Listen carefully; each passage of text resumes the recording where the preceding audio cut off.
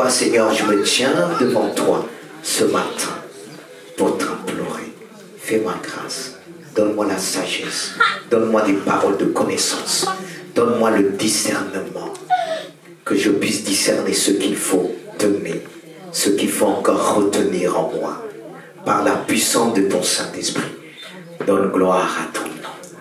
Vous pouvez reprendre place. Je me dis, ce message va nous aider à être clair devant ce Dieu qui est clair, qui nous appelle à être vrai, sincère. Sincère. C'est lui qui peut nous aider à avoir formulé des vœux selon lui, selon son cœur. Car il nous a créés selon son image, et il s'attend toujours de recevoir de nous. Et nous devons apprendre, formuler des vœux selon lui, le vœu de mon cœur. Alors quel est, mon frère, ma soeur, donc ce vœu de ton cœur? Nous savons tous, pendant les fêtes de fin d'année, même avant, nous formulons tous des désirs qui se trouvent en nous, peut-être cachés. Des désirs de changer ou de faire des choses de nouveau. On aspire toujours à quelque chose de nouveau. Et les vœux formulés sont toujours les mêmes. Toujours à la fin d'année, vous écoutez bien. Les vœux que nous entendons, les vœux que les gens ont l'habitude de formuler, sont les suivants: santé, bonheur, argent. Mais quels sont les nôtres? Les vôtres? Non, les nôtres si vous voulez bien. Quels sont les nôtres aujourd'hui? Si on doit te demander, est-ce que tu peux formuler des vœux? Quel sera vraiment ce vœu que tu peux formuler devant ceux qui t'écoutent? C'est pourquoi on a besoin d'entendre, de réfléchir. Avant de les prononcer, on a besoin de réfléchir. Et nous allons prendre un exemple biblique d'une femme qui a formulé des vœux devant ce Dieu. Des vœux qu'elle avait dans son cœur. Et il a eu raison qui l'a emmené à formuler ses vœux devant quelqu'un qui était au-dessus d'elle, qui était capable de l'aider à les accomplir. On va lire dans 1 Samuel, chapitre 1, on va reprendre ce passage de vendredi. On a eu le temps de partager selon ce passage, mais on va encore le prendre ensemble.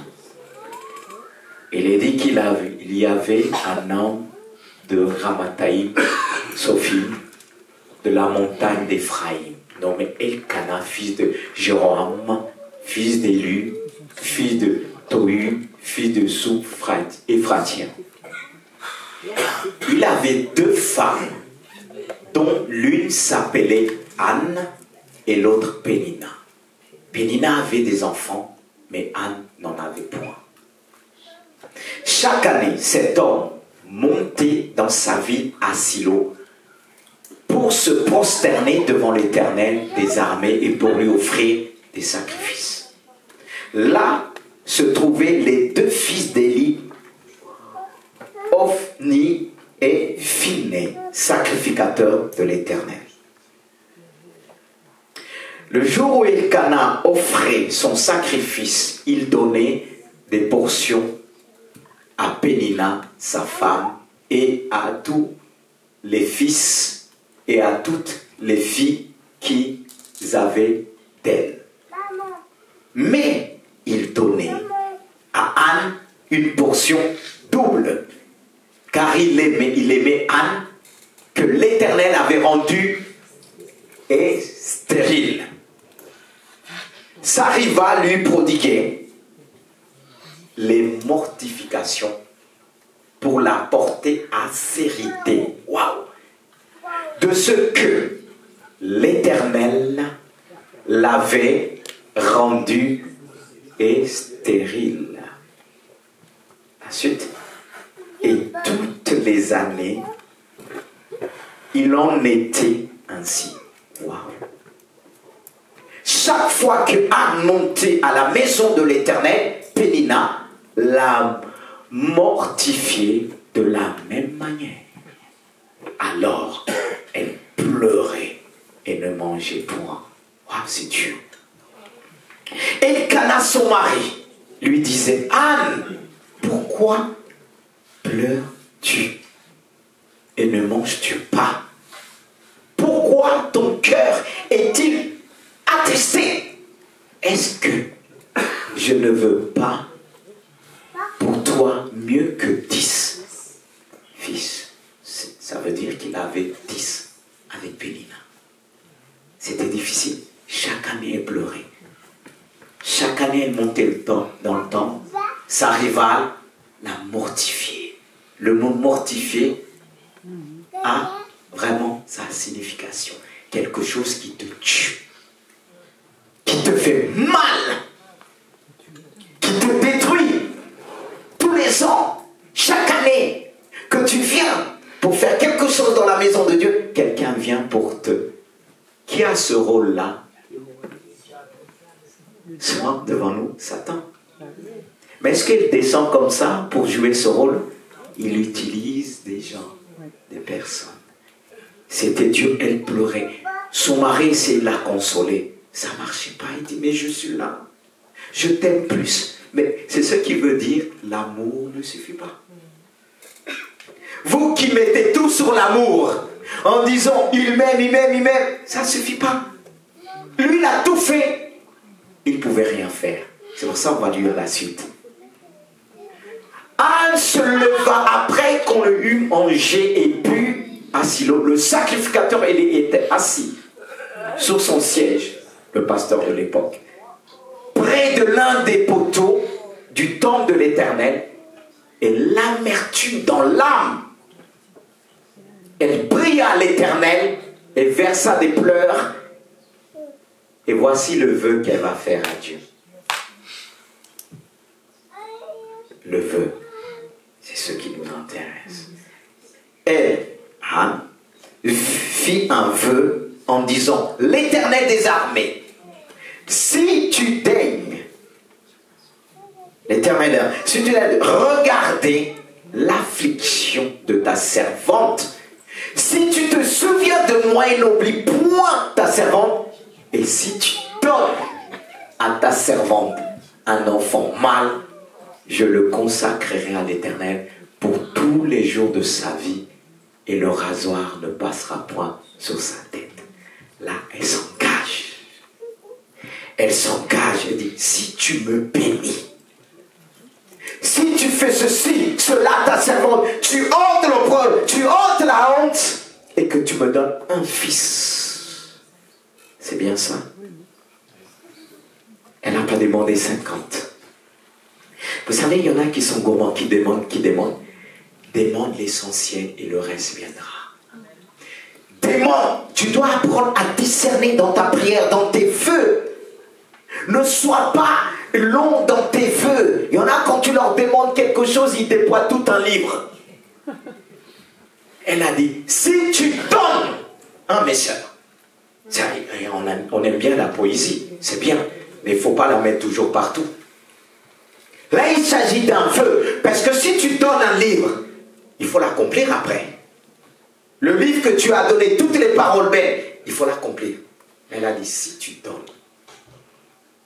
Si tu donnes, elle a dit, qu'est-ce qu'elle va dire? Si tu donnes à ta servante un enfant mâle, elle était pas précise, un garçon. Peut-être quelqu'un va dire, pourquoi elle n'a pas demandé une fille? C'est là qu'on comprend bien que même si on a des enfants, c'est bien d'avoir quand même un mâle. Pourquoi? Parce que Dieu a créé l'homme en premier. Et c'est bien, je ne dis pas, mes soeurs, et dans l'homme viendra après la femme. Dieu sait ce qu'il fait. On va comprendre plus tard pourquoi elle était précise dans sa prière. On va comprendre. Parce que ça va encourager les sœurs. Pour dire, mais pourquoi il ne mentionne pas?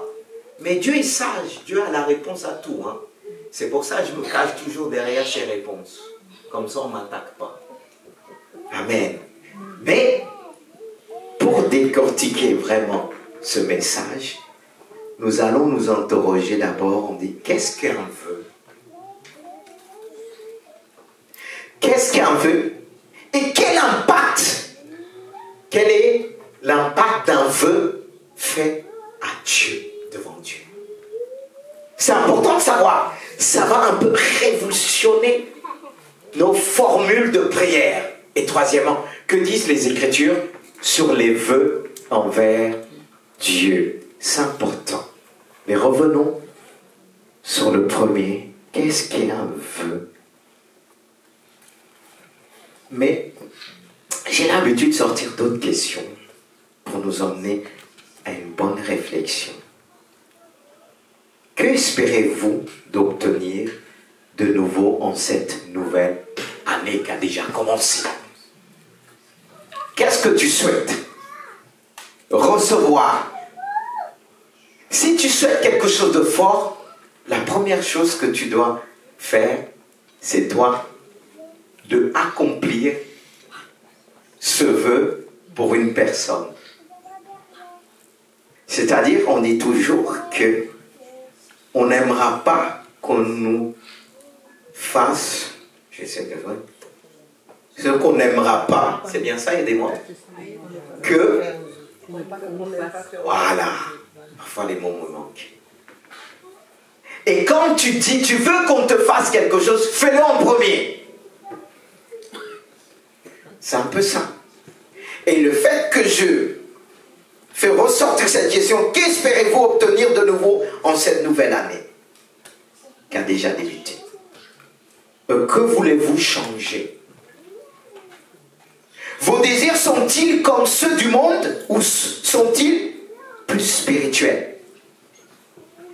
Mais savez-vous vraiment ce que signifie faire un vœu? Ça nous apprendra à ne pas faire des vœux à la légère. Car faire un vœu, suivez bien, faire un vœu, c'est prendre un engagement ou faire une promesse. Vous suivez? C'est prendre un engagement. On vit dans un monde, beaucoup n'aiment pas prendre des engagements. Comme ça, je n'ai pas de problème avec personne. C'est ce que certains disent. Et d'autres vont dire, ah, comme ça je ne dois à rien à personne. Comme ça je dors tranquille. Mais Dieu aime des hommes et des femmes qui s'engagent. Et si vous êtes là pour vous engager. Pas pour dormir, pas pour chauffer les chaises, pas pour venir prendre l'habitude de venir à l'église quand le culte finit. Vous repartez. C'est pour ça que je prends plaisir à vous prêcher ce message. Et ça me fait plaisir, ça m'encourage. Amen. Amen. Encore, vous devez aussi m'encourager. Voilà, je répète, c'est faire un vœu, c'est prendre un engagement ou faire une promesse. C'est donc quelque chose d'important à ne pas prendre à la légère.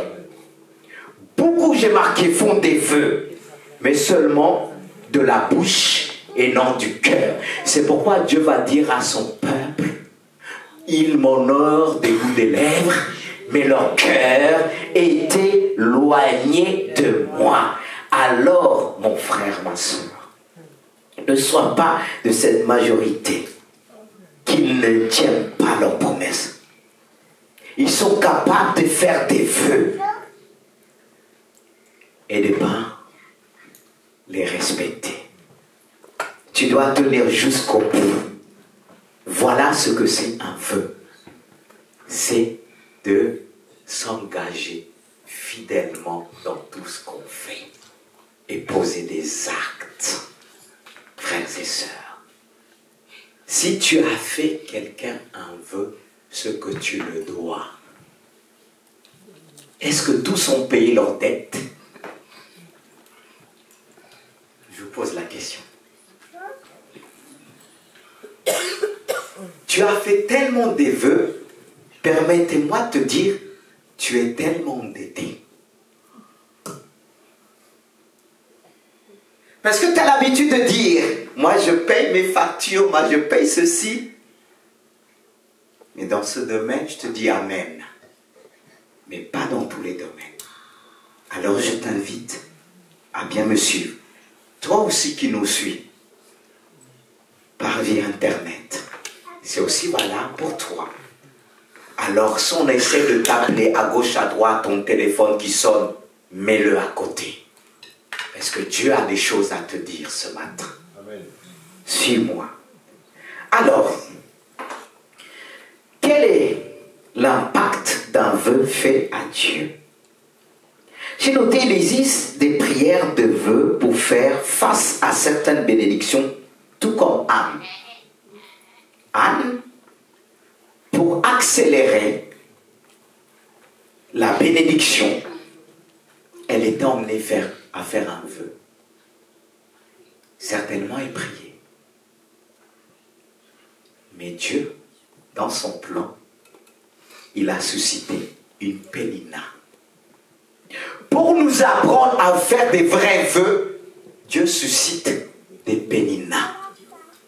Il y en a qui ont 2 Péninas, 3 Péninas. Chaque année, Pénina était là, elle mortifiait Anne. Il y a des Péninas pour tous les ans. Chaque année, il y a des Péninas qui nous font grandir. Ça ne veut pas dire que tu as rencontré une Pénina, Pénina 1, qu'il n'y en aura plus de Pénina. Il y aura Pénina 1, Pénina 2, Pénina 3, Pénina 4, jusqu'au retour de Jésus. Dis Amen. Amen. Et dis aussi, béni soit Dieu pour la Pénina qu'il a mise sur ma route. Je ne te dis pas de prendre Pénina comme femme. Je te donne la forme pour comprendre. Si Dieu a permis une Pénina dans ta vie, que le moment que tu te lèves pour rentrer dans le temple, pour aller plus loin avec Dieu, Pénina te rappelle ce que tu es. Ouh, il est où ton Dieu? T'as pas d'enfant, t'es fauché, t'as pas d'argent, t'as pas ceci. Le diable sait que ce que tu as, ce que tu as pas, ce que tu désires avoir et que tu n'as pas. Il va te dire, il est où? Regarde. Et certainement, elle passait avec ses enfants. Pénina, ça la faisait mal. Elle avait l'amertume dans le cœur. Si je pouvais la tuer, celle-là. C'est Anne. Ah, heureusement, vous suivez bien. Alors, elle a bien fait d'être là-bas. Que Dieu soit loué. Tellement ça la prenait. Elle disait, mais elle montait dans le temple avec joie. Le moment que tu viens avec joie, Pénina arrive. Pour enlever la joie, pour mortifier, boum, des pics. Et l'amertume vient. Tu viens louer Dieu. La joie est changée en amertume. Qu'est-ce que tu fais là? Tu n'as pas d'enfant? Tu pries ton Dieu. Moi, je prie à peine, regarde ce que j'ai. Et toi, tu n'as rien. Et là, l'amertume commence. Dieu, tu m'aimes pas. Dieu, tu m'as abandonné. Dieu, tu n'es pas avec moi. Dieu, tu es avec les méchants. T'as jamais dit ça? Soyons honnêtes entre nous. Hein. Je ne te demande pas de te lever et dire, pasteur, j'ai déjà dit ça. Si tu le dis dans ton cœur, ça suffit. Mortifié, mais ça en est quoi? Elle a fait une prière qui a touché le cœur de Dieu. D'où l'impact de son vœu. Son vœu était sincère, elle était honnête, elle avait l'amertume, elle était là, elle pleurait, même l'amour de son mari ne suffisait pas.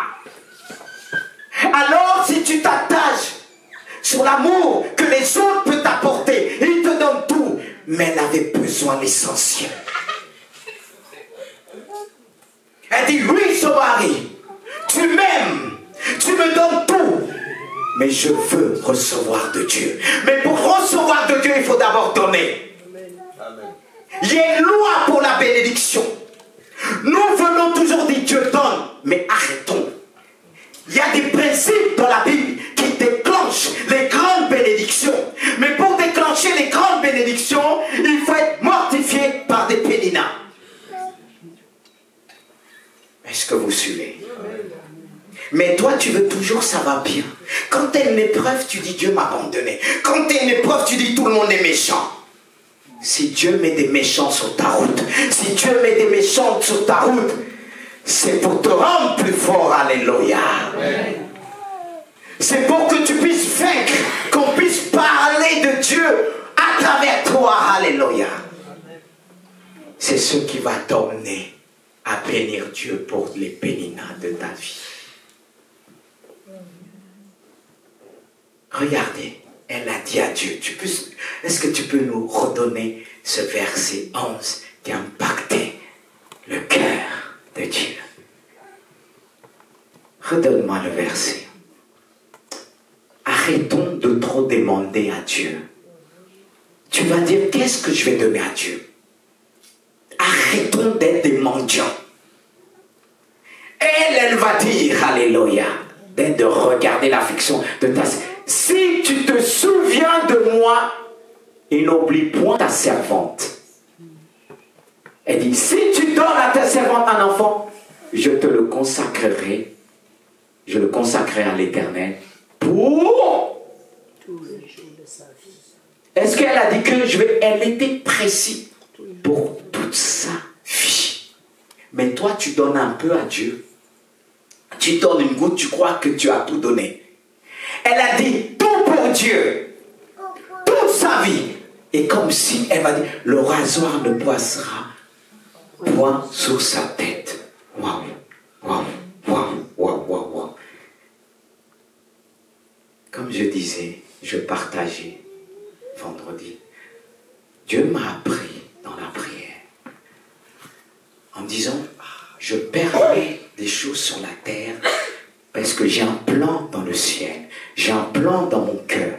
Et j'attends pour exécuter ce plan, j'attends des prières qui montent vers moi, qui correspondent selon les plans qui se trouvent en moi, dans mon cœur. Ces prières qui vont déclencher les choses que Dieu va s'arrêter, va dire, les anges, c'est depuis longtemps, je voulais exaucer. Depuis longtemps, je voulais envoyer un prophète. Depuis longtemps, je voulais envoyer un pasteur dans telle ville. Mais voici cette prière qui est montée vers moi. Alors je vais refaire descendre cette prière. Cette prière va descendre avec un ange. Cette prière va descendre avec mon esprit. Et quand Dieu a entendu cette prière, il a dit, maintenant je suis prêt. Maintenant je dois envoyer mon prophète.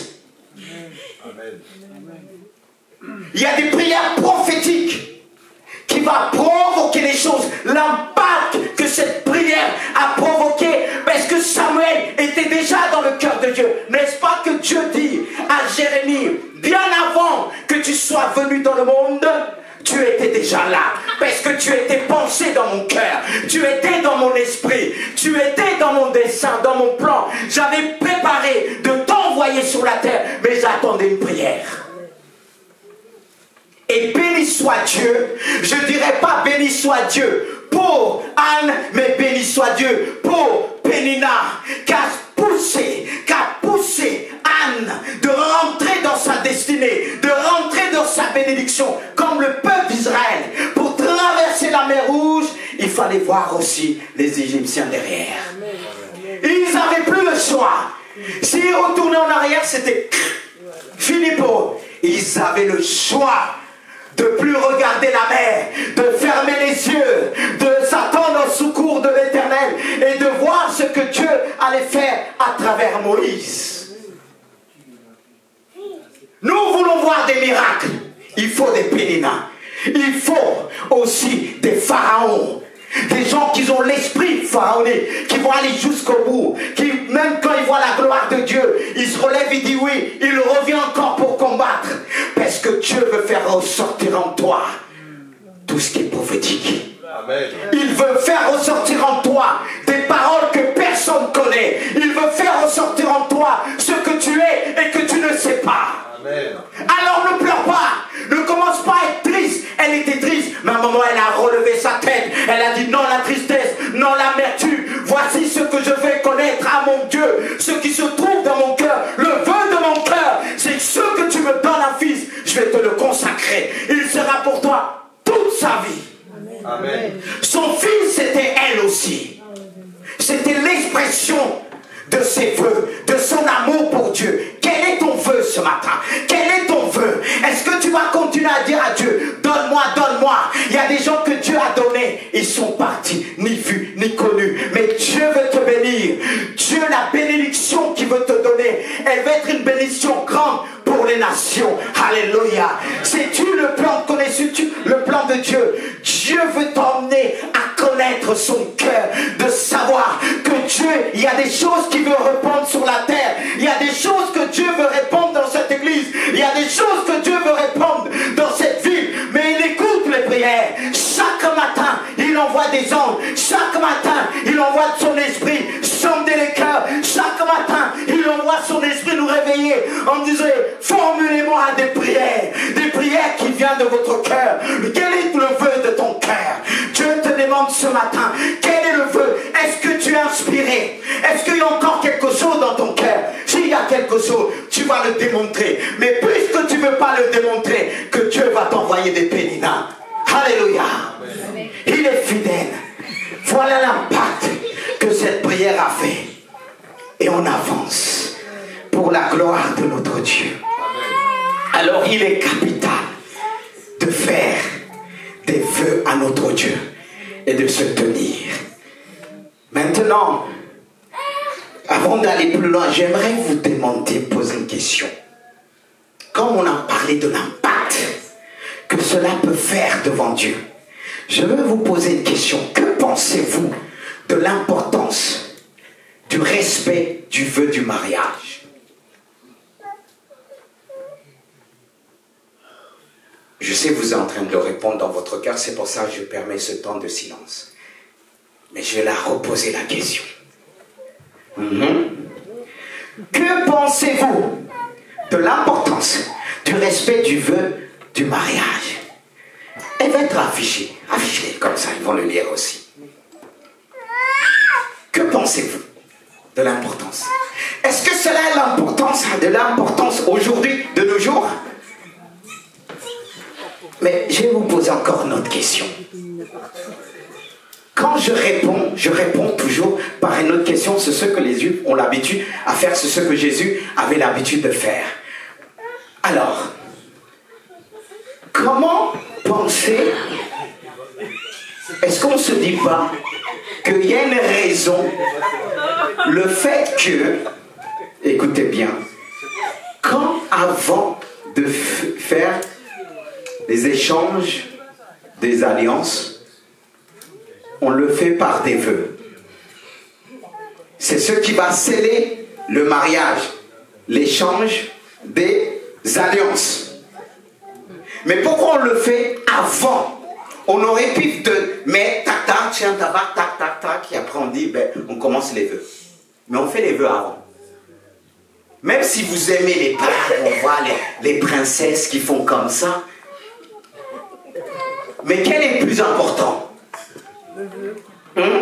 Parce qu'il y en a qui ont des bagues là. Mais les bagues doivent te rappeler les vœux qu'on a prédits. C'est comme quand Dieu a eu une relation avec Noé. Dieu a dit, je mettrai comme si l'arche pour me rappeler l'alliance qu'on a faite. L'alliance est là pour rappeler nos vœux qu'on a prodigués devant les hommes, devant Dieu. N'est-ce pas que les vœux que nous prodiguons toujours, je m'engage. Les vœux nous engagent. Avant de on s'engage. Le mariage, ce n'est pas pour les bébés. Les enfants ne peuvent pas s'engager. Il y en a qui sont âgés, mais on se rend compte qu'ils sont engagés, c'était des enfants. Parce que même l'alliance, ils ont l'alliance, c'est en or, peu importe. Mais ce n'est pas ce qui compte. C'est quand on change, on dit, je m'engage à t'aimer. Jusqu'à te me donner à toi. Qu'il pleuve, qu'il neige. Ça avec les mots. Et aussi, jusqu'à la mort nous sépare. Le pire est... le meilleur. On a fait, beaucoup ont fait ce vœu-là. Moi, je ne me rappelle pas, j'ai vu mon petit poème de dire le pire et le meilleur, mais j'essaye selon Dieu. Pas en fonction de ce qu'une personne peut être, l'autre l'accompagne, ce que toi tu as dit. Parce que quand tu viens dire, il m'a fait ça, mais qu'est-ce que tu avais dit? Dans tes vœux, tu as dit qu'il pleuve, qu'il neige, tout ça. Et bien tu viens pleurer.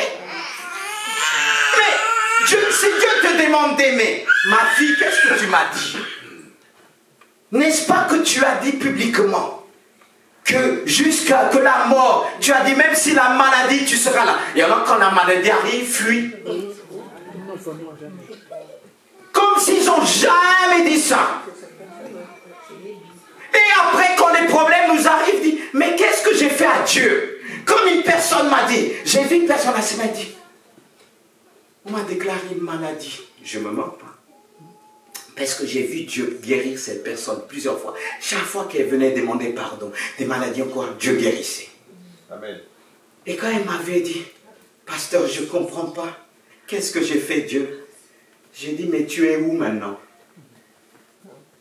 Est-ce que tu es dans la communauté des saints? Est-ce que tu es dans la maison de Dieu? Mais on oublie des vœux qu'on a fait à Dieu.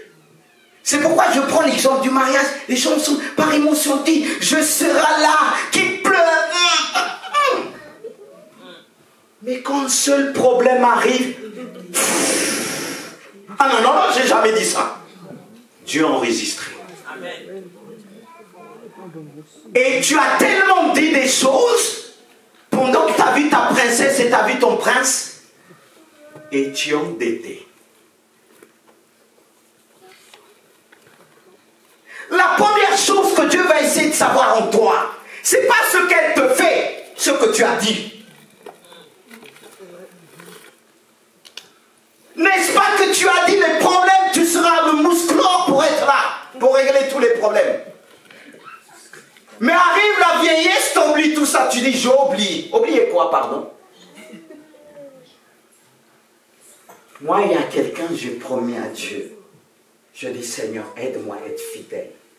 Ce que je dis, que je puisse l'accomplir. Amen. Parce que c'est une dette que Dieu a entendue. Le premier témoin que nous avons lorsqu'on se marie, c'est Dieu. C'est lui qui a institué le mariage. C'est lui qui a institué le mariage. Mais toi, t'oublies. Dans ton mariage, c'est Dieu qui était le témoin premier. Et tu m'as fait ça, il m'a fait ça, il m'a fait ça. Parce que tu fais plus ce que tu t'es engagé à faire. Et ça refroidit le mariage. Un vœu est une bénédiction. Un vœu est une bénédiction. C'est un serment devant Dieu. Et on va voir ce que Dieu dit par rapport aux Écritures bien-aimées de Dieu. J'avance. C'est là qu'on va voir que disent les Écritures sur les vœux envers Dieu. Dans la Bible, un vœu, j'ai noté, est une promesse solennelle qu'on fait à Dieu. Et tu fais cette promesse solennelle quand tu veux la personne. Pour que la personne puisse te suivre. Dire je t'aime, t'as des beaux yeux, ça ne suffit pas. Si tu ne t'engages pas. Parce que la femme, elle va dire, je ne peux pas m'engager avec lui, il n'a pas de projet. Il est fauché. Et toi, tu vas dire l'amour de Dieu suffit. J'ai entendu des personnes dire, mais si tu aimes Dieu, si elle a l'amour de Dieu suffit, ça ne suffit pas. Tu dois t'engager. Amen. Il y a des hommes qui ont peur de s'engager. Ils veulent faire les choses vite fait. Il n'y a pas ça. Tu dois ouvrir ton cœur. Tu dois dire je m'engage solennellement devant les hommes et devant Dieu. Dieu aime les hommes qui s'engagent, qui accomplissent leurs promesses. Et quand tu t'engages, Dieu s'engage avec toi. Amen. Amen. Beaucoup ne veulent pas s'engager. Et je continue. Je viens de dire un vœu est une promesse solennelle faite à Dieu. Celle d'accomplir un certain acte et d'offrir un certain don et de s'engager dans un certain type de service au bien et au bien de s'abstenir de certaines choses. Oui. Quand tu t'engages, cela veut dire tu t'abstiens de certaines choses. Quand tu t'engages envers une femme, envers un homme, tu fais le tri. Tu fais le tri par rapport aux amis. Tu t'abstiens même ce que tu mettais avant, les habits là, tu revois ta garde-robe. Parce qu'il y a des choses parfois qui ne plaisent pas à l'autre. Tu ne vas pas dire je fais pour moi, mais tu le fais pour l'autre. C'est mes responsabilités. Et j'avance. La loi mosaïque déclarait, voici ce que l'Éternel ordonne. Suivez bien. Voici ce que l'Éternel ordonne. Lorsqu'un homme fera un vœu à l'Éternel, ou un serment pour se lier par un engagement, il ne violera point cette parole. Il agira selon tout ce qui est sorti de sa bouche. Là, c'est clair. C'est les Écritures. C'est pour ça, mieux dire peu. Parfois, la femme dit, tu ne parles pas beaucoup. Mieux ça, mes sœurs, que tu parles. Après, tu ne te rappelles plus, mais Dieu enregistre. Dans ce cas, si tu sais que tu oublies, enregistre toutes les belles choses que tu dis. Comme ça, tu reviens chaque fois. Et là, tu vas accomplir vraiment tes promesses. Et plus tard, Salomon lui-même, sous inspiration, dira, mieux, regardez les paroles de Moïse, mieux vaut pour toi ne point faire de vœu que d'en faire un et de ne pas l'accomplir. Ne permets pas à ta bouche de faire pécher ta chair et ne dis pas en présence de l'envoyé que c'est une avertance. Ça veut dire quoi?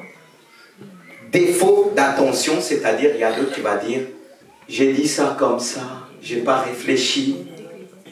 Oh, j'ai oublié, pasteur.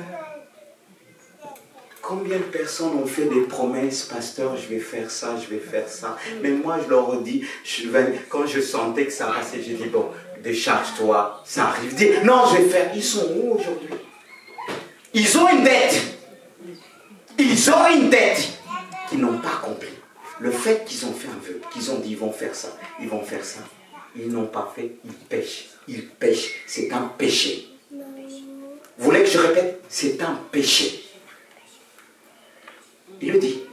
Et alors, certains disent, c'est quoi? C'est un oubli. Faute de réflexion. Ou bien, je n'ai pas réfléchi.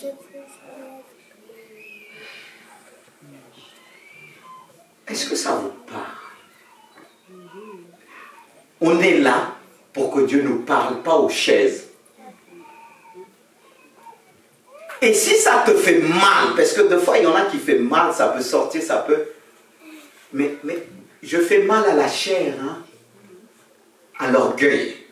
Même si quelqu'un se lève pour m'insulter, je dirais gloire à Dieu. Amen. Parce que si ça fait rien, c'est que ça part. Mais le but, c'est ça fait poum, poum, poum. Alléluia. Amen. Amen. Vous êtes toujours avec moi, ça m'encourage. Ça, c'est pour voir si vous êtes avec moi. Gloire à Dieu. Jésus a confirmé le sérieux des vœux quand il dit, vous avez encore appris qu'il a été dit à nos ancêtres, tu ne rompras pas ton serment, ce que tu as promis par serment devant le Seigneur, tu l'accompliras. Tu l'accompliras. Alors dis à Dieu, rappelle-moi tous les vœux que j'ai faits. Pas simplement à toi, à ma femme, à mon mari, à mes enfants et tout ça. Tu leur as dit, si tu fais ça, je te donnerai ça. Bon, il faut qu'ils fassent d'abord. C'est un genre de vœu hein, qu'on fait avec nos enfants. Il dit, mais, si tu travailles ça, tu auras ça. Elle a dit, si tu me donnes, c'est pas un chantage. Hein. Toi, tu t'engages. Et lui s'engage. C'est important. Et dans le couple, ça tourne après des vœux dire, mais si vraiment tu es là, je ferai ceci. Mais permettez-moi de vous dire, il y a des promesses que Dieu nous a faites. Ces promesses ne vont pas toujours s'accomplir. Pourquoi? Elles sont conditionnées par rapport à ce que toi, tu vas faire. Parce que si ce vœu est accompagné, dit, si ceci, si tu donnes si ceci, je te donnerai ça pour toujours. Il y a ici de vœux que tu t'es engagé, tu dis à la personne, si tu fais ça. Si tu as, je te donnerai ça pour toujours. Ça dépend comment tu as formulé tes vœux. Alors, si je formulais les vœux avec les enfants, j'ai dit, si tu réussis ça, parce qu'il y en a quand ils réussissent, ah papa, tu m'avais dit ça. Non. Tu as enlevé une partie de mes vœux. Alors, ça pourra t'aider, toi qui n'es pas marié. Encore, quand tu vas faire un vœu, tu vas dire au mari, si, je te donnerai ça pour toujours. Ça va équilibrer les choses. Je t'ai donné un moyen. Dis Amen. Est-ce que toi, tu te disais, tu es condamné, tu ne feras pas des vœux? Tu peux faire un vœu. Parce que Dieu ne fait pas tout ce qu'il nous a promis. Or, Dieu a fait des vœux. Parce que, ici, il te donne ce que tu as demandé, tu étais sincère, ça va te tuer. Il y a des choses que nos enfants, on a dit si, on a bien dit si. Mais s'il n'a pas vu selon les si, qui lui donne la maturité, qui l'emmène dans certaines étapes, tu ne vas pas lui donner. Parce qu'il n'a pas fait le si, et le fait qu'il a mis le si à côté, il ne va pas comprendre une autre étape. Est-ce que vous avez compris? Alors, si tu as ton nom, ta femme, il fait des promesses, il dit oui. Et on t'attend ton tour. Et toi, il faut t'abonner. Je vais te donner jusqu'à la mort. Utilise le si.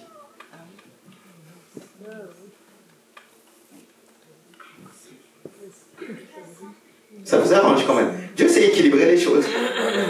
Pour personne dire, ah, je suis condamné. Si c'est ça, se marier, oh, pardon. Parce que le mariage, ce n'est pas un engagement que d'émotion. C'est profond, cette affaire-là. C'est pas quand un problème arrive, papa et maman, je repars chez papa, je repars chez maman. Je téléphone maman, je téléphone papa, ça va pas. Mais toi, tu dis pas ce que tu fais. Comme cette jeune cousine qui est venue me voir, elle me dit, oui, mon mari fait ça. Quand je suis venu pour régler, à peine qu'il est arrivé du travail, elle a sauté dessus. J'ai fait comme ça, j'ai repris ma veste, je suis parti. Elle me dit, tu pars maintenant? J'ai dit, mais j'ai une réponse. Ah non, moi, je me prends pas la tête. Elle m'a dit, non, mais reste quoi? Tu m'avais dit cette partie-là, que tu le rentrais dedans. Non, mais quand quelqu'un vient vous voir, il vous dit, ne vous emballez pas vite. Hein. Parce qu'il y a des gens qui sont forts, ils vont pleurer. Il m'a fait ça, elle m'a fait ça. Non. Mais comme on l'a, à ce moment, on a enlevé tout ce qu'elle fait pour provoquer ce qu'on a fait. Oh Jésus. Non. Ça va pas je pense que ça ne va pas t'empêcher de faire des vœux. Mais il est dit mieux de ne pas en faire. Alors, si tu n'en fais pas, dans ce cas-là, il ne faut pas se marier. Si tu ne fais pas, les vœux, ça nous engage. Ça t'engage dans cette affaire-là. D'être fidèle avec ta femme, être fidèle avec tes enfants. Mais si tu ne fais pas de vœux, à quoi sert? Parce que Dieu ne t'empêche pas de rester célibataire. Il dit, mieux ne pas faire des vœux, alors mieux ne pas se marier. C'est clair. Si tu veux être libre, reste seul. Si tu ne veux pas donner des comptes à autres, reste seul. Et comme ça, tu ne feras pas de vœux. Mais pour ton travail, tu feras des vœux. Non. Eh bien oui. Si tu ne veux pas en disant comme ça, je ne ferai pas de vœux, je suis un homme libre. Mais tu n'es pas né tout seul. Tu n'es pas tombé d'un arbre comme ça. Tu ne travailles pas tout seul. Tu ne vis pas tout seul. Même si tu dis, je veux être tout seul. Quand tu seras vieille, oh, tout ça, on va te mettre à la retraite, dans une maison de retraite. Là, tu ne seras pas tout seul. Apprends à vivre en communauté. Parce que ça risque de te faire des problèmes. Et j'avance. Vous avez bien suivi. Ah, ce message, le vœu de mon cœur, ça nous parle. Hein? Mais j'ai bientôt fini. J'ai bientôt fini. Parce que pour assimiler tout ça, c'est pas facile. Mais pour terminer, essayons de voir ce que le Seigneur désire pour chacun de nous, individuellement et collectivement. J'ai dit individuellement et collectivement. Son vœu le meilleur. Le vœu le meilleur du Seigneur. C'est ce vœu que tu dois avoir pour les autres. Ce que nous aimons Dieu de tout notre cœur et que nous lui offrons nos vies. Comme elle a dit Anne, je te le donnerai tous les jours de sa vie. C'est la première chose d'aimer Dieu. Et la seconde, c'est que nous recevons en nous son amour et que nous le propageons autour de nous tout au long de notre vie. N'est-ce pas qu'il est dit, tu aimeras, ce passage qui va suivre, nous pouvons le lire dans Marc 12, 30, qui dit, tu aimeras le Seigneur ton Dieu de tout ton cœur, de toute ton âme, de toute ta pensée, de toute ta force. Voici le second. Tu aimeras ton prochain comme... Il n'y a pas d'autre commandement plus grand que celui-là. C'est le vœu le meilleur. C'est le vœu le meilleur. C'est le vœu le meilleur. C'est ce que Dieu désire. Que tu puisses le dire cette année. Je veux te servir de tout mon cœur. Je veux t'aimer de tout mon cœur. Je veux t'aimer de toutes mes forces, de toutes mes pensées. Ce n'est pas impossible. Et le servir de tout son cœur, de tout ton cœur. Et nous disons Amen. Est-ce qu'on peut remercier Dieu ensemble pour sa présence, pour son amour, pour sa fidélité?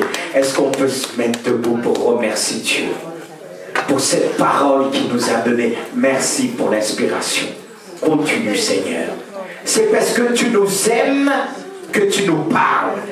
Parce que tu nous aimes, tu arraches, tu déracines tout ce qui doit être déraciné. Seigneur Jésus-Christ, en même temps, nous voulons te dire pardon.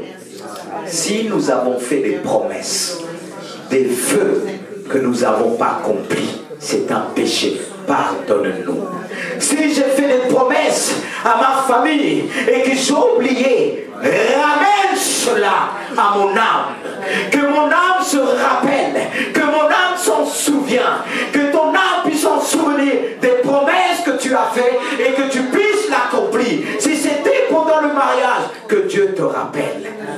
Car il connaît ton cœur. Il sait que tu es capable de les accomplir. Que Dieu puisse faire de toi une femme, un homme comme Anne qui a accompli ses promesses. Un homme comme une femme comme Anne qui avait l'amertume, mais elle n'est pas restée sur l'amertume. Dieu a changé son cœur à cause de ce feu. Et quand elle est repartie, son visage a changé. Il n'y avait pas encore la bénédiction, mais elle l'a reçue dans son esprit. Elle l'a